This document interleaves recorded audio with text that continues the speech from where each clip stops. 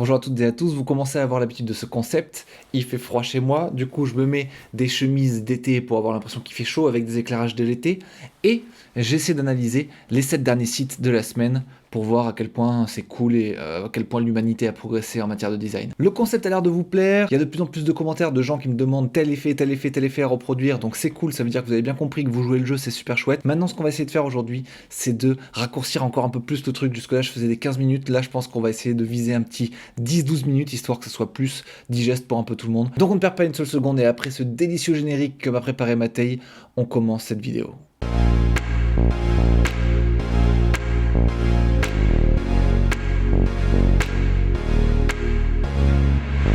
Voilà, alors on commence bien entendu par ouvrir les 7 sites de la semaine dernière qui ont gagné des awards. Si ça vient des United States, fait par le studio Hello Monday, HTT Quar, ça commence bien. How to talk to white kids about racism. Ok, d'accord. Alors ça, typiquement, je pense qu'on est direct sur du 3JS à mon avis, hein, puisqu'on a un objet comme ça 3D qui évolue dans l'espace et dans le temps avec des effets de 3D. Ça ressemble à un projet en 3JS. Que va nous dire Wapalizer ? Pour une fois, Wapalizer fait exactement ce qu'on attend de lui, à savoir nous donner les technologies. Effectivement, c'est un projet 3JS avec du GZAP. Donc GZAP, il va être là pour gérer justement toutes les transitions, tous les motions, tous les calculs de courbes et de transition. Et 3JS va être là justement pour consommer tous ces calculs-là et bouger les objets 3D dans l'espace. Donc, ok, on a une sorte de bouquin pour enfants qui va expliquer un peu ce qu'est le racisme. Super, très bien, pas grand chose à dire, hein, simple, rapide et efficace. Projet en 3JS, je peux pas trop rentrer dans les détails, je peux pas trop décortiquer grand chose, mais c'est stylé, c'est élégant, ça marche plutôt bien. Même si on est dans un projet complètement 3JS, je pense que tout ce qui est le texte, ce sont des blocs HTML.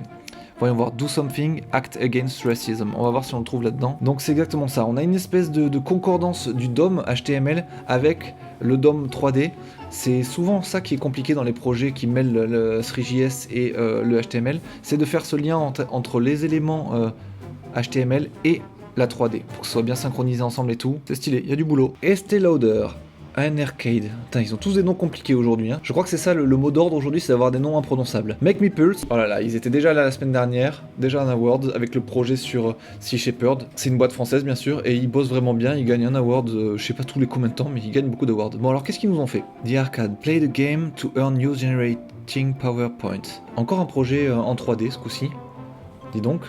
C'est la semaine dernière on n'a eu aucun projet en 3D, à part justement le site sur Sea Shepherd de Make Me Pulse.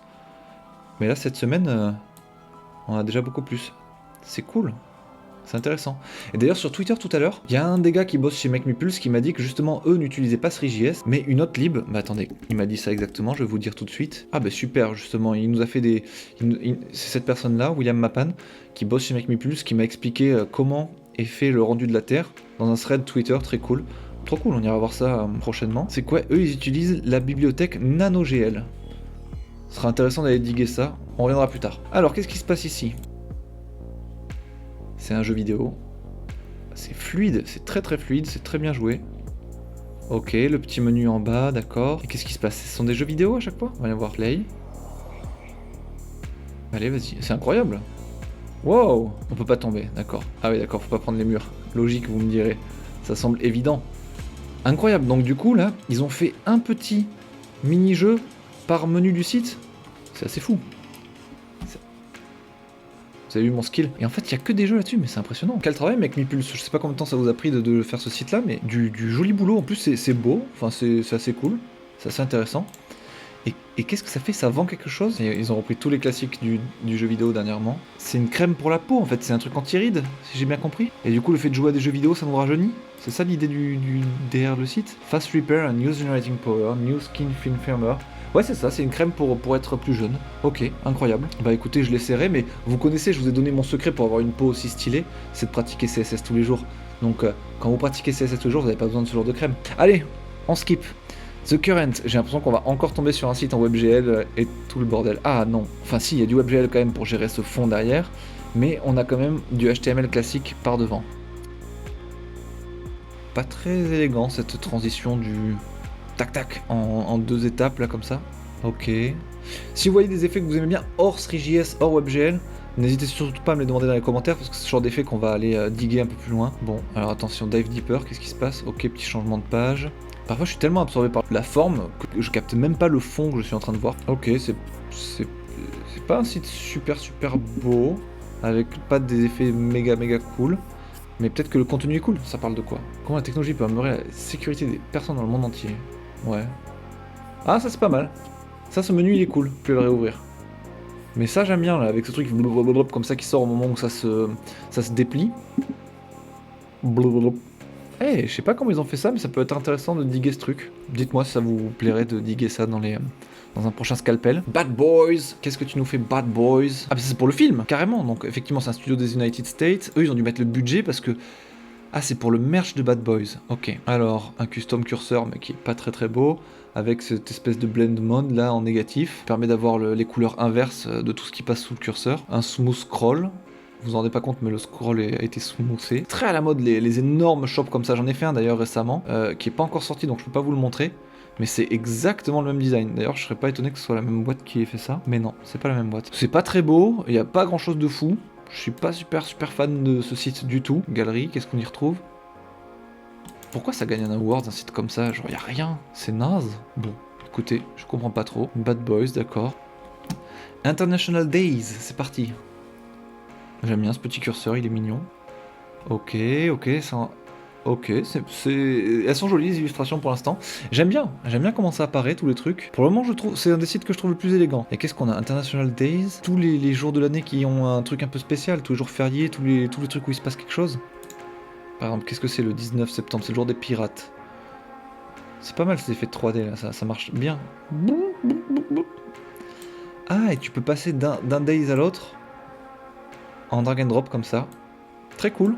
C'est hyper fluide, c'est hyper bien, c'est hyper propre. On n'a pas plus de détails par contre. Pollen is back, deal with it.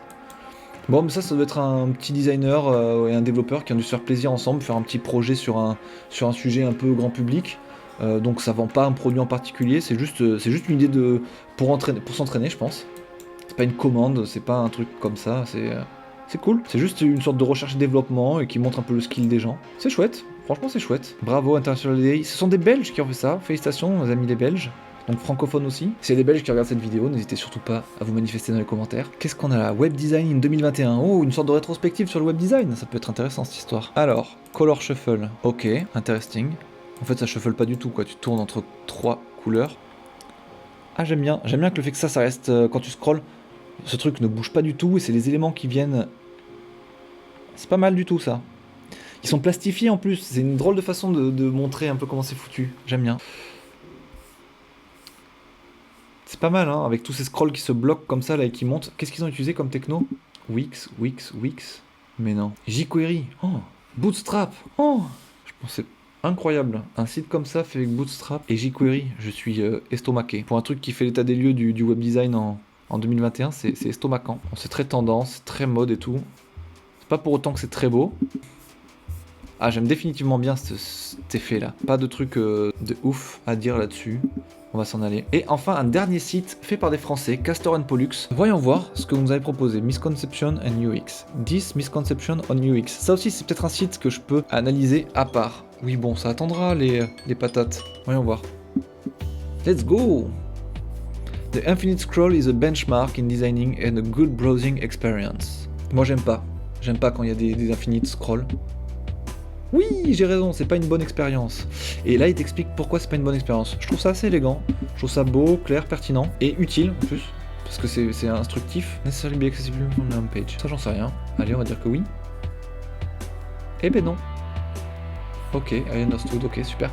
Ouais, on fera une vidéo spécialement dédiée à ce site parce que c'est très intéressant. Ça, on va voir les bonnes pratiques du web et tout, ça peut être assez cool. Super, j'aime beaucoup. Très créatif, très joli, très fluide. C'est mon préf et j'ai l'impression que c'est le dernier.